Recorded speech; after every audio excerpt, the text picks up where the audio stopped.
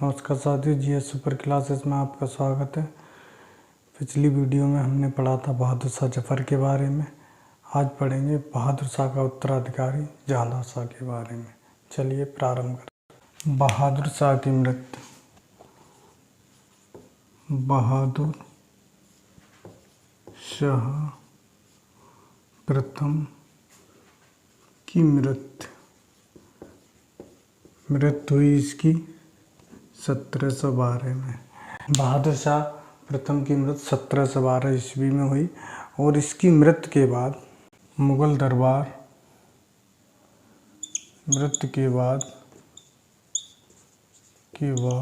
मुगल दरबार 4 गुटों में विभाजित हो गया और ये 4 गुट थे। पहला गुट है आपका ईरानी गुट, दूसरा है आपका तुर्कानी गुट, तीसरा है आपका हिंदुस्तानी गुट, चौथा है आपका अफगानी गुट। ईरानी गुट का जो नेता था वो असद खां ये औरंगजेब के समय वजीर के पद पे रहा था तथा बहादुर शाह के समय भी ये वजीर के पद पे था। इसका लड़का जुल्फी अली कार खां ये ईरानी गुट के नेता थे। तुर्कानी गुट का नेता था चिनकिलिच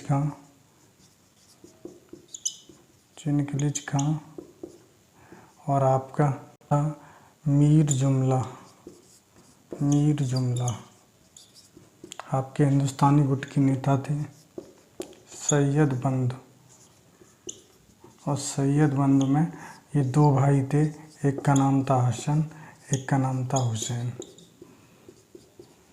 और अफगानी गुट का नेता था मोहम्मद खां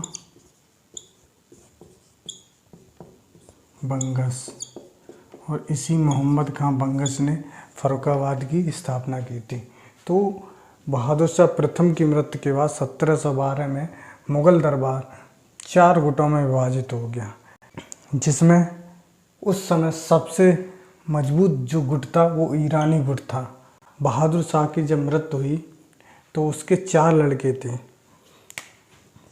बहादुर शाह प्रथम के पुत्र 4 थे उस समय। एक का नाम था जहांदार शाह, एक का नाम था अजीमुस्शान, एक का नाम था रफ़ीउस्शान और एक का नाम था आपका जहान शाह। जैसे ही बहादुर शाह की मृत्यु का पता इन 4 पुत्रों को लगता है तो ये गद्दी के लिए 4 पुत्र आपस में ही लड़ने लगे। और ये इतने निर्लज थे कि पद के लालच में ये इतने खो गए कि इनके पिता बहादुर शाह प्रथम का ये शव है 1 माह तक रखा रहा, 1 माह बाद दफनाया। बहादुर शाह प्रथम का शव 1 माह बाद दफनाया गया। ईरानी गुट के सहयोग से जहांदार शाह गद्दी पे नहीं बैठ गया, तब तक 1 माह तक बहादुर शाह प्रथम का शव रखा रहा, 1 माह बाद दफनाया गया। तो ये बहुत ही अयोग्य और निर्लज थे। तो हम जहांदार शाह को पढ़ते हैं। जहांदार शाह का कार्यकाल है आपका 1712 से 13, मात्र 1 वर्ष का कार्यकाल है जहांदार शाह का। जहांदार शाह को इतिहास में लंपट मूर कहते हैं। जहांदार शाह इतिहास में लंपट मूर के नाम से जाना जाता है। जहांदार शाह ने एक नई व्यवस्था की शुरुआत की थी, उसको कहते हैं इजारा व्यवस्था। ये इजारा व्यवस्था क्या है? इजारा व्यवस्था ये कृषि के रेवेन्यू से संबंधित है। इजारा व्यवस्था का संबंध है कृषि से आने वाले कर को ठेके पे उगाने के लिए देना ही इजारा व्यवस्था कहलाता है। इसने जुल्फी अली कार खां के सहयोग से गद्दी पर बैठा। जब ये जुल्फी अली कार के सहयोग से गद्दी पर बैठा तो इसने जुल्फी अली कार को 2 पद दिए। इसने जुल्फी अली कार को 2 पद दिए। एक तो वजीर, वजीर का मतलब होता है प्रधानमंत्री, दूसरा दक्कन का सूबेदार। जहांदार शाह ने जुल्फी अली कार खां को अपना वजीर बनाया तथा दक्कन का सूबेदार बनाया। जहांदार शाह के समय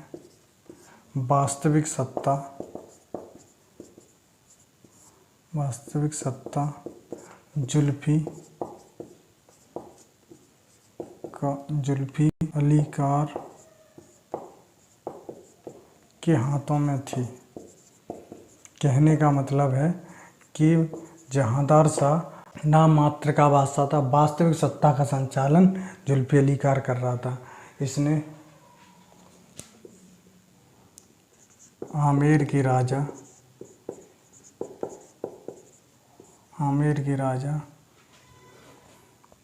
सवाई जय सिंह को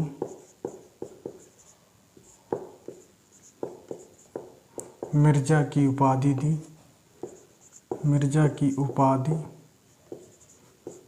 दी तथा मालवा का सूबेदार बनाया। इसने राजपूतों से भी बेहतर संबंध स्थापित करने का प्रयास किया। जैसे आमेर के राजा सवाई जय सिंह को इसने मिर्जा की उपाधि दी और मालवा का सूबेदार बनाया। उधर इसने मारवाड़ के राजा अजीत सिंह को महाराजा की उपाधि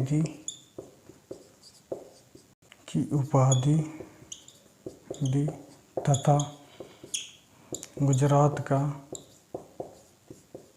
सूबेदार बनाया। कहने का मतलब है कि इसने राजपूतों के साथ भी बेहतर संबंध स्थापित करने का प्रयास किया। जहांदार शाह पर लाल कुंवर प्रेमका, जो एक वेश्या थी, प्रेमका का प्रभाव था। इसने अपनी प्रेमिका लाल कुंवर को इम्तियाज की उपाधि दी थी। इसने मराठों को चौथ व सरदेशमुखी कर वसूलने को दिए, परंतु वसूलेंगे मुगल अधिकारी। ये मान लिया एक क्षेत्र है, तो ये मुगलों का क्षेत्र है। ये किसका क्षेत्र है? ये है मुगलों का क्षेत्र। ये मुगलों का क्षेत्र है, तो ये मराठे हैं। तो मुगलों के क्षेत्र से मराठे अपना टैक्स चौथ और सरदेशमुखी वसूलेंगे, लेकिन इस जगह से जो चौथ और सरदेशमुखी आएगा किसानों से, वो मराठों को मिलेगा, लेकिन इसको किसानों से वसूलने का काम है वो मुगल अधिकारी करेंगे।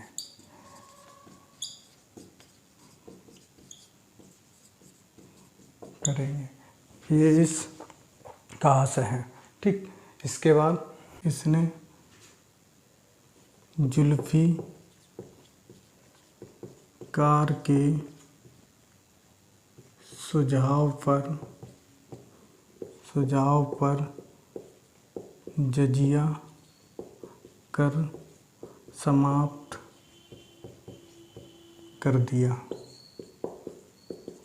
यानी जजिया कर एक धार्मिक कर है जो गैर मुसलमानों से लिया जाता था। तो जुल्फ़िकार के सुझाव पर जहांदार शाह ने जजिया कर को समाप्त कर दिया। लेकिन आपसे पूछ ले पूर्ण रूप से जजिया कर भारत में किसने समाप्त किया, तो मोहम्मद शाह रंगीला ने, जिसको आगे पढ़ेंगे। जहांदार शाह के बारे में इतने फैक्ट काफ़ी हैं।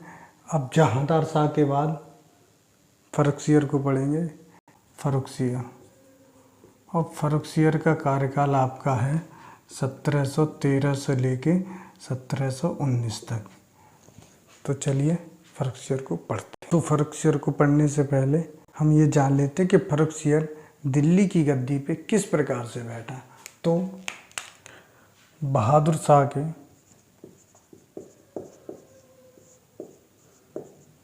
पुत्र, तो बहादुर शाह के 4 पुत्र थे। जहांदार शाह, अजीमुशान, रफ़ीउशान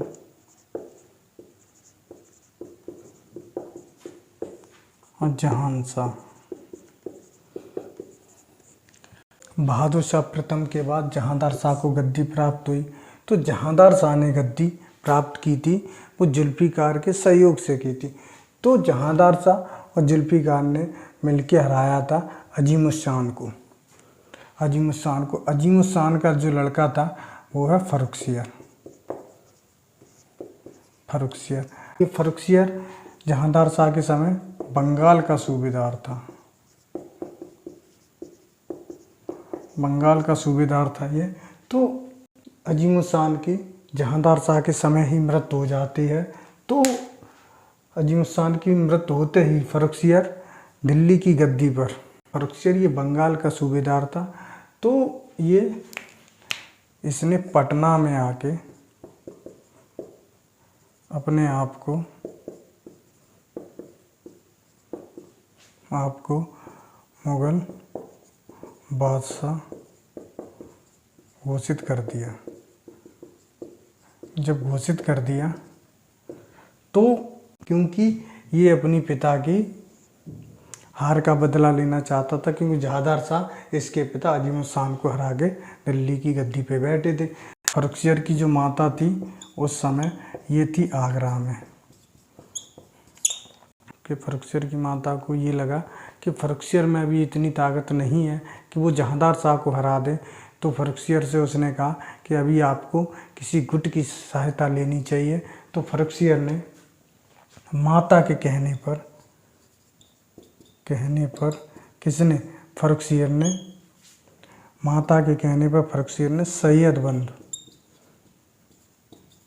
बंद जो हिंदुस्तानी गुट के 2 भाई थे, सैयद बंद का सहयोग लिया।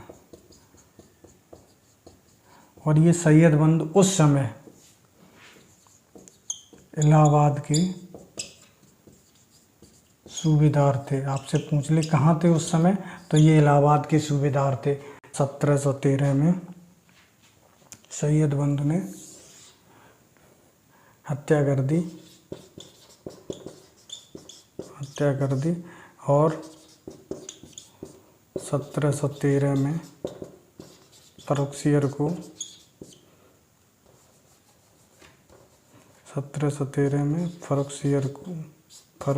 को गद्दी पर बैठाया। तो आपसे पूछ ले कि फ़र्रुखसियर किसकी सहायता से गद्दी पे बैठा था, तो हिंदुस्तानी गुट के 2 भाई थे सैयद बंधु, जिन्हें कहते हैं, एक का नाम था हसन, एक का नाम था हुसैन। अब सैयद बंधु की सहायता से फ़र्रुखसियर बैठ रहा है, तो सैयद बंधुओं को भी कुछ पदों का लालच देगा। तो देखते हैं, चलिए फ़र्रुखसियर को पढ़ते हैं।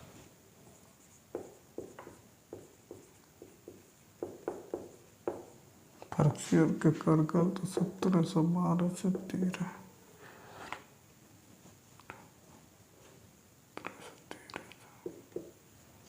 तो फ़र्रुखसियर को घृणित कायर कहते हैं। सैयद बंधु की सहायता से बैठा। सैयद बंधु दो भाई थे, एक का नाम था हसन, एक का नाम था हुसैन। हसन इतिहास में अब्दुल्ला खां के नाम से प्रसिद्ध है। तो इसने अब्दुल्ला खां को यानी हसन को वजीर बनाया, फर्रुखसियर ने वजीर बनाया, और हुसैन को इसने मीर बख्शी बनाया। मीर बख्शी का मतलब होता है कि सेना का सबसे बड़ा अधिकारी, या जिसे सेनापति कहते हैं। इसके बाद फर्रुखसियर ने जुल्फी अली कार खां की हत्या करा दी। इसमें सैयद बंधु का सहयोग था, यानी किसके सहयोग से की? सैयद बंधु के सहयोग से करा दी इसने। किसकी? जुल्फी अली कार खां की। 1716 में सिख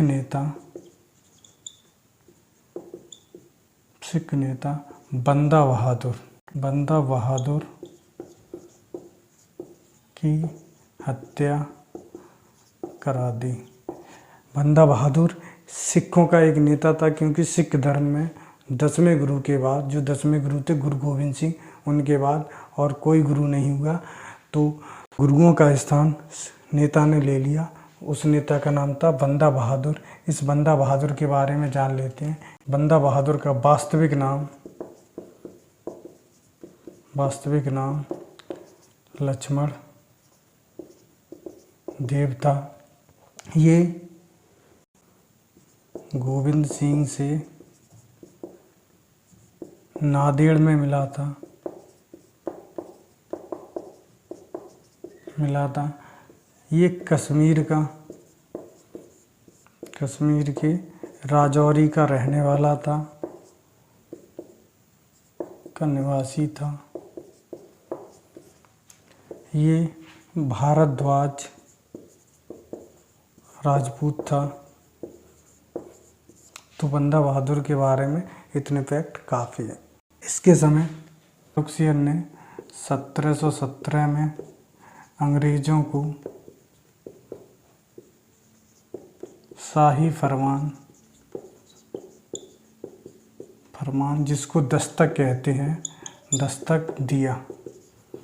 ये दस्तक क्या है, हम अंग्रेज़ों वाले चैप्टर में अच्छे से पढ़ चुके हैं।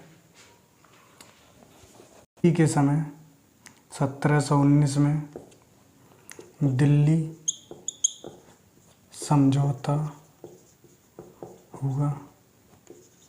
दिल्ली समझौता क्या है, ये मराठा वाले चैप्टर में पढ़ेंगे, लेकिन थोड़ा जान लेते हैं। दिल्ली समझौता दो राज्यों के मध्य हुआ था, एक मुगल, दूसरा मराठे। मुगल का उस समय बादशाह था फर्रुखसियर, और मराठों का जो छत्रपति था उस समय वो था शाहू। मुगलों की तरफ से इसको कराया था सैयद बंधु ने, और मराठों की तरफ से कराया था पेशवा बालाजी विश्वनाथ ने। तो और इसको विस्तार से मराठों वाले चैप्टर में पढ़ेंगे। फर्रुखसियर को बादशाह बनाया था सैयद बंधुओं ने, लेकिन फर्रुखसियर को बादशाह बनते ही ये लगने लगा कि सैयद बंधु हमारे कार्यों में हस्तक्षेप ना करें, लेकिन फिर भी सैयद बंधु फर्रुखसियर के कार्यों में हस्तक्षेप किया करते थे। तो फर्रुखसियर को लगने लगा कि सैयद बंधुओं को रास्ते से हटाना, इधर सैयद बंधुओं को भी लगने लगा कि फर्रुखसियर को अपने रास्ते हटाना चाहिए। तो दोनों लोग एक दूसरे को रास्ते से हटाने के लग गए। इधर फर्रुखसियर का एक हितैषी था मीर जुमला।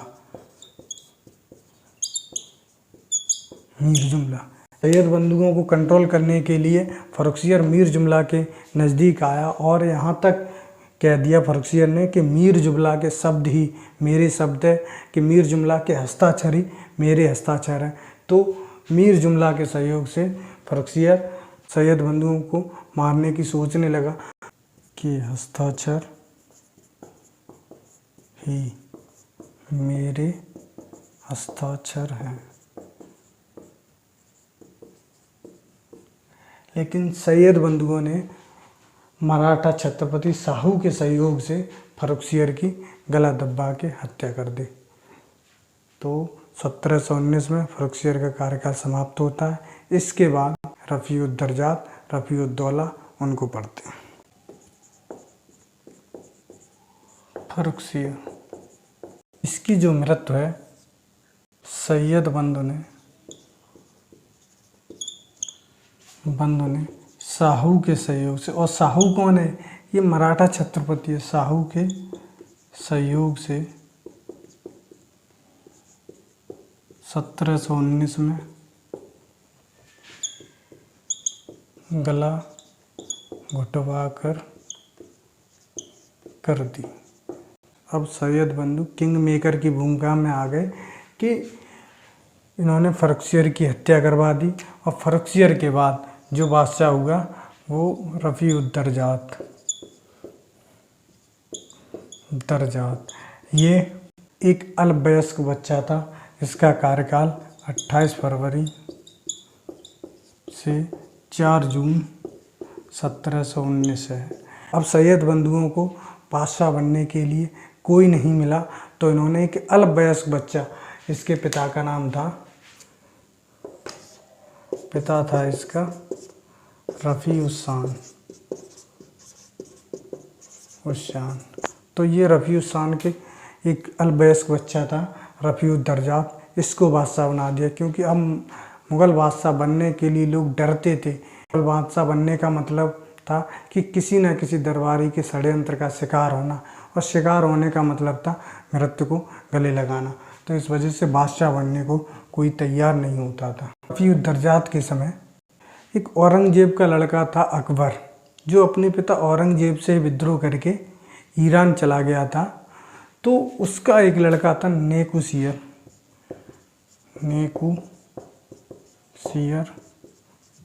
का विद्रोह हुआ। आपसे पूछ ले कि नेकुसियर का विद्रोह किसके समय हुआ, तो रफ़ीउद्दर्जात के समय हुआ। रफ़ीउद्दर्जात एक अल्पवयस्क बादशाह था। सभी मुगल शासकों में सबसे कम इसी का शासनकाल है। आपसे पूछ ले कि किस मुग़ल बादशाह ने सबसे कम समय तक शासन किया, तो रफ़ीउद्दर्जात ने किया। इसकी जो मृत्यु है वो टीबी, जिसे क्षय रोग बोलते हैं, क्षय रोग से हुई थी। अब आपसे पूछिए ये किसके सहयोग से बना था? ये सैयद बंधु के सहयोग से बना था।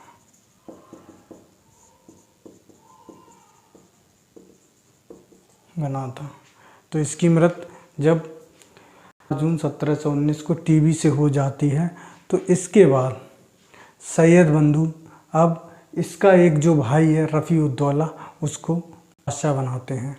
चलिए रफ़ीउद्दौला को पढ़ते हैं। रफ़ीउद्दौला, इसका जो कार्यकाल है 6 जून से 17 सितंबर 1719। तो इसके बारे में भी ज़्यादा फैक्ट नहीं है, क्योंकि इसका शासन भी बहुत ही कम समय तक है। ये सैयद बंधु के सहयोग से बादशाह बना।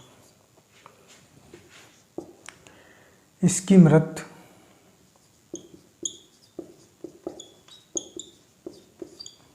पेचिश से हो गई।